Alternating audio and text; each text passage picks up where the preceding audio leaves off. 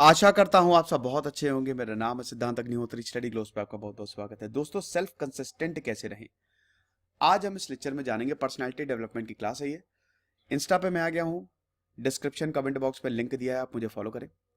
और ट्विटर पे भी हूं, डिस्क्रिप्शन कमेंट बॉक्स में सबके लिंक्स दिए हुए हैं। तो देखिए, सबसे पहले तो सेल्फ कंसिस्टेंसी की बात करें तो कंसिस्टेंट हम रह नहीं पाते हैं, और ये नॉर्मल है। देखिए, हम कोई मशीन नहीं है जो लगातार कंसिस्टेंट, मशीन भी लगातार कंसिस्टेंट नहीं रहती है, उसका भी परफॉर्मेंस गिरता है। लेकिन अगर आप बहुत ज्यादा गिर रहे हैं, प्रोडक्टिविटी में बहुत ज्यादा गिरावट है, जो आप प्लान्स बना रहे हैं वो सफल नहीं हो पा रहे, तब गड़बड़ है। तो आपको इसको सुधारना पड़ेगा। कंसिस्टेंट रहना इज वेरी इंपॉर्टेंट। और आप देखेंगे ज्यादातर लोगों की जो सक्सेस लोग होते हैं, सक्सेसफुल लोग होते हैं, उनकी लाइफ का एक बहुत बड़ा मोटो होता है कि वो कंसिस्टेंट रहते हैं। तो सबसे पहले आपको करना क्या है, सुबह से अपनी शुरुआत करिए। पहले तो डिसिप्लिन में आइए। मैं कई बार बोलता हूं, जल्दी सोइए जल्दी जागिए।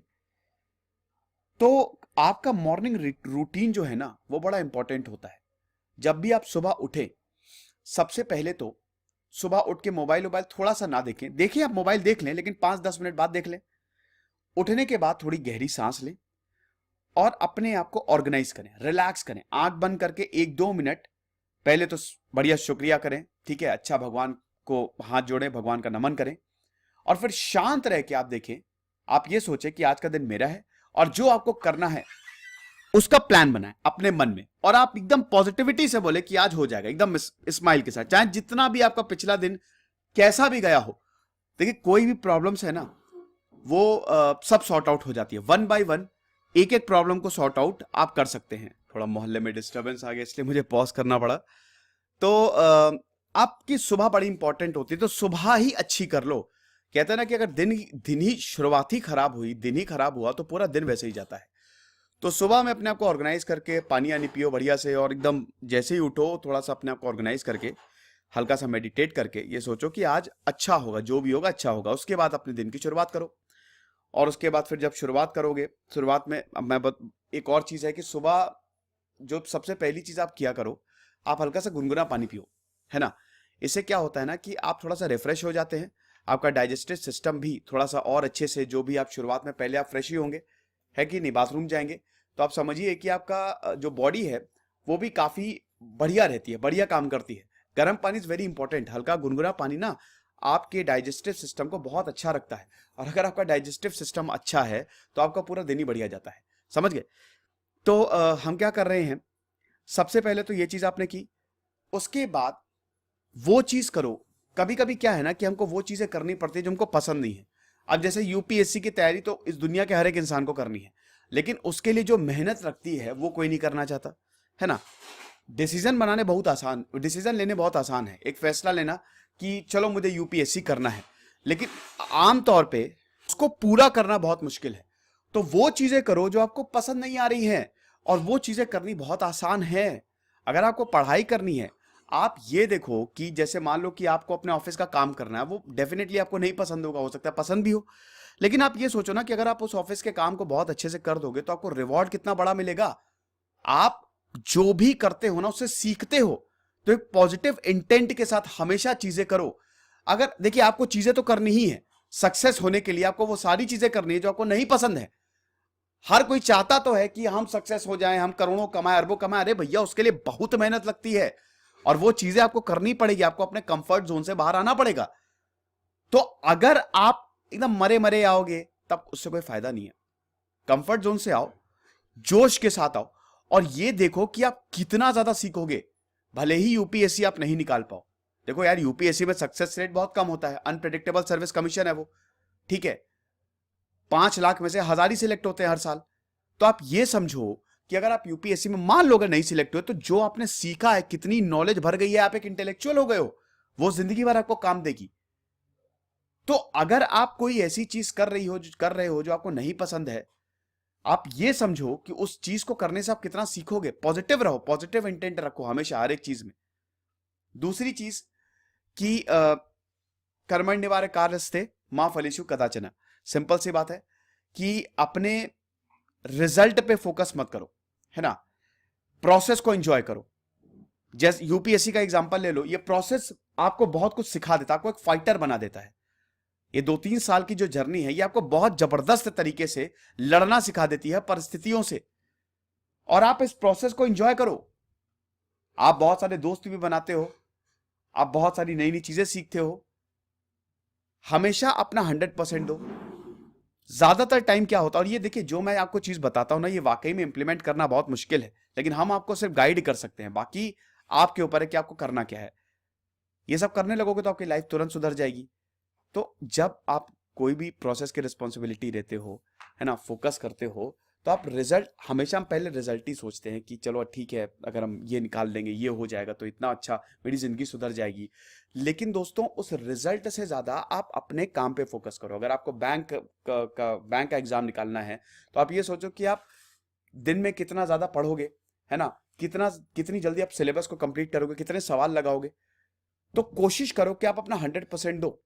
जैसे मैं आपको अपनी अपनी जैसे जब 2 साल पहले हमने चैनल शुरू किया था, अब होता क्या है, बहुत सारे लोग यूट्यूब शुरू करते हैं। अब हालांकि मैं स्टडी आईक्यू पे पढ़ाता हूं, आपको पता ही है, वहां पे सब कुछ बढ़िया ही चल रहा था।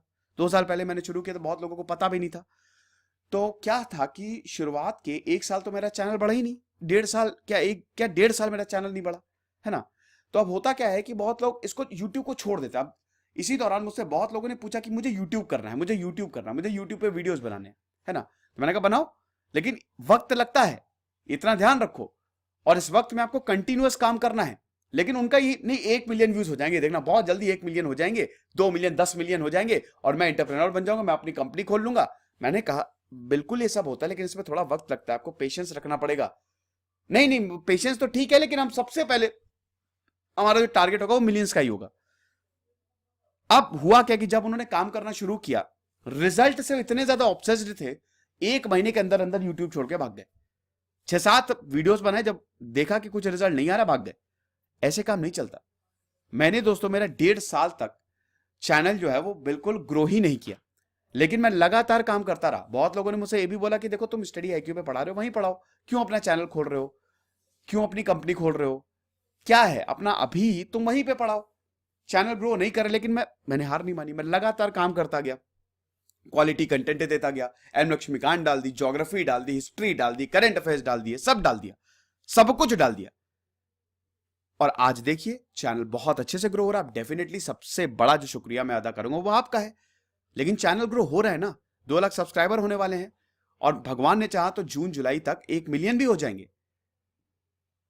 तो ये होता है जब आप रिजल्ट से ज्यादा ऑब्सेस नहीं होते और अपने काम पे ज्यादा फोकस करते हैं।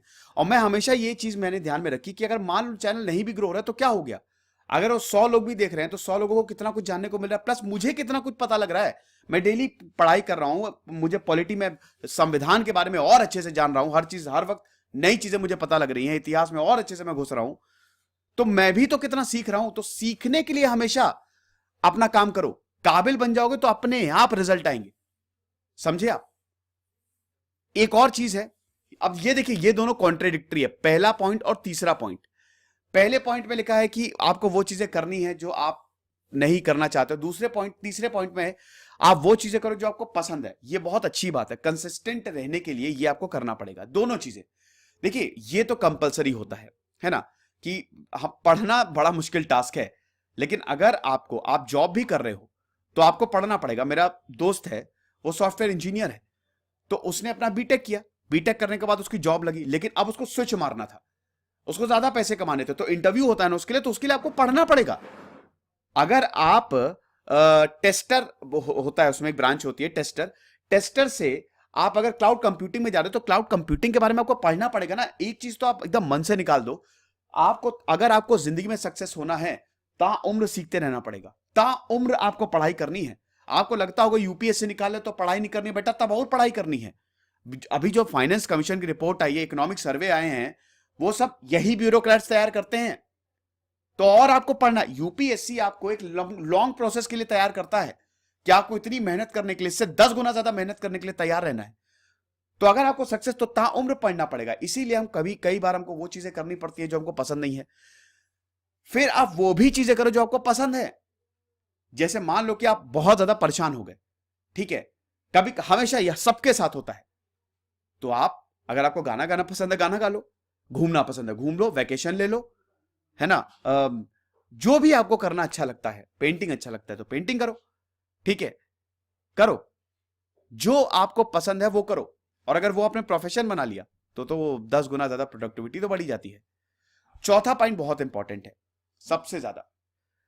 अक्सर लोग ये बोलते हैं कि अपने पास्ट में लेके उलझे रहते हैं। देखो, एक चीज मैं आपको बहुत क्लियर कर दूं, आप बहुत लकी हो कि आपके पास 2 हाथ है। आपको लग रहा होगा कि अरे यार ये क्या बकवास, यही हमेशा एग्जांपल देते हो। बेटा सच बोल रहा हूं, जिस दिन ये चीजें नहीं होती ना, उस दिन आपको पता लगता है कि मैंने क्या खो दिया है। आप चल रहे हो, आप सांस ले रहे हो, आप इस दुनिया में हो, बढ़िया इंजॉय कर रहे हो, उसके बावजूद अगर आप रो रहे हो अपने पास्ट को लेके, तो समझ लीजिए बहुत बेकार चीज है ये। कई बार मैंने बहुत सक्सेसफुल लोगों को देखा है जो काफी पढ़े लिखे हैं। एक मेरा फ्रेंड है, वो काफी बैंक में बहुत अच्छी पोस्ट पे है, और वो हमेशा परेशान रहता है कि यार ये नहीं है, वो नहीं है। अरे देखो आपके पास क्या है। जिस बैंक पे हो आप, जिस पोस्ट पे हो आप, उसके लिए हर साल 20-20, 30-30 लाख लोग तैयारी करते हैं घर से दूर जाके। तो जो आपके पास उसको वैल्यू करो। नेगेटिव पास्ट हर किसी का होता है और हर किसी का टाइम वेस्ट होता है। मैंने 4 साल रिलेशनशिप पे बर्बाद कर दिए, मैंने 2 साल इधर बर्बाद कर दिया। अरे यार ये नॉर्मल है, ये लाइफ है, ये होगा ही होगा। आपका समय बर्बाद होगा तभी तो आप सीखोगे। कर्ण और कृष्ण का संवाद मैं आपको बताता हूं। कर्ण ने कृष्ण से बोला, जब कृष्ण कर्ण के पास गए कि आप पांडवों की तरफ आ जाओ, तो कर्ण ने बोला कि मैं क्यों पांडवों की तरफ आऊं, क्योंकि भाई कर्ण सबसे बड़े बेटे थे ना, कुंती के सबसे बड़े बेटे थे। और कर्ण जो है वो कौरवों की तरफ से युद्ध लड़ रहे थे। लेकिन कुंती ने शुरुआत में ही कर्ण को, क्योंकि वो उनके अवैध बच्चे थे ना, सूर्य पुत्र थे वो, तो उन्होंने उनको छोड़ दिया था बचपन में ही। तो कर्ण ने ये बोला कि मेरी मां ने मुझे बचपन में छोड़ दिया कृष्ण, आप मुझे बताओ, और मुझे हमेशा नीचे समझा गया, सूत पुत्र समझा गया, मैं सबसे श्रेष्ठ था हर चीज में, काबिलियत में, तब भी मुझे किसी प्रतियोगिता में भाग नहीं लेने दिया गया। द्रौपदी के स्वयंवर में भी सबके सामने भरी सभा में मेरी बेइज्जती की गई। तो आप मुझे बताओ कि हमेशा मेरे साथ नाइंसाफी हुई है, तो मैं कैसे दुर्योधन का साथ छोड़ दूं। आज जो भी हूं मैं दुर्योधन की वजह से हूं। तो भगवान कृष्ण जो है वो मुस्कुराते हैं और बोलते हैं कि तुमको तो कम से कम तुम्हारी मां ने पाला ना, मेरा तो जन्म जेल में हुआ था, मैं तो जेल में जन्मा था। बचपन से ही जीवन अगल बगल जो था वो श्रापित था। कई बार मुझे बचपन से ही मारने की कोशिश की गई। 16 साल की उम्र में मैंने सीखना शुरू किया। तुमने तो सबसे बड़े गुरु परशुराम से तुमने शिक्षा ली है, मैंने तो शिक्षा ही नहीं ली। 16 साल में तो मैंने सीखना शुरू किया। जिससे मैं सबसे ज्यादा प्यार करता था वो तक मुझको नहीं मिली, और बहुत दिक्कतें हुई। तो कहने का मतलब यह है, लाइफ सबके लिए अनफेयर है मेरे दोस्त। अगर आप सोच रहे हो आपके साथ ही ऐसा हो रहा है, ऐसा बिल्कुल भी नहीं है। सबके साथ ऐसा हो रहा है। आप अगर उनके नजरिए से देखोगे ना, हर किसी को अपनी प्रॉब्लम बहुत बड़ी लगती है, लेकिन इस दुनिया में हर किसी के साथ हर कोई प्रॉब्लम से जूझ रहा है। ठीक है, कोई अगर अमीर इंसान है तो उसको दूसरी प्रॉब्लम्स है। तो लाइफ किसी के लिए फेयर नहीं होती, लेकिन आप उसको फेयर बना सकते हो अपने पास्ट को। जो हो गया सो हो गया। जैसे मैं, अपना एटीट्यूड मेरा यही है कि भाई देखो, जो हो गया बहुत अच्छा, मैंने सीखा, मैं भगवान को शुक्रगुजार हूं कि ऐसा वक्त दिया, मेरा अच्छा वक्त बर्बाद हुआ, कम से कम मैं सीखा। अगर मैं नहीं सीखता तो शायद आपके सामने यहां पे बैठ के आपको लेक्चर नहीं दे रहा होता। तो सीखना बहुत जरूरी है। तो अपने पास्ट को, जो हो गया सो हो गया, उसको एम्ब्रेस करो, और प्रॉब्लम्स को कैसे सॉर्ट आउट कर सकते हो वो देखो। उसमें आपको कंसिस्टेंसी बढ़ेगी। फिर उसके बाद लगातार अपने आप को रिमाइंड करते रहो कि आपका पर्पस क्या है। कभी ये मत भूलो नहीं। जो चीज आपको करनी है, आप उसके लिए अपने आप को लगातार रिमाइंड करते रहो। अगर आपको आईएएस निकालना है तो आप सोचते रहो कि मुझे आईएएस निकालना ही है, चाहे जो हो जाए। एक लॉ ऑफ अट्रैक्शन भी होता है ना, तो मुझे आईएएस निकालना है, मुझे ये करना है। रिमाइंडर्स रखो, नहीं हो तो कहीं लिख लो। ये आपको फोकस होने में बहुत ज्यादा हेल्प करेगा। तो ये कुछ चीजें हैं, लेकिन इसमें सबसे इंपॉर्टेंट है कि आप अपने नेगेटिव थॉट्स, नेगेटिव पास्ट को, जो हो गया सो हो गया, उसको लेट गो कर दो। तभी मैंने वो कैपिटल से भी लिखा है। तो आई होप आप समझे होंगे। कुछ टिप्स हैं सेल्फ कंसिस्टेंसी के लिए। खुश रहिए, पढ़ते रहिए। जैसे सिद्धांत अग्निहोत्री, साइनिंग ऑफ।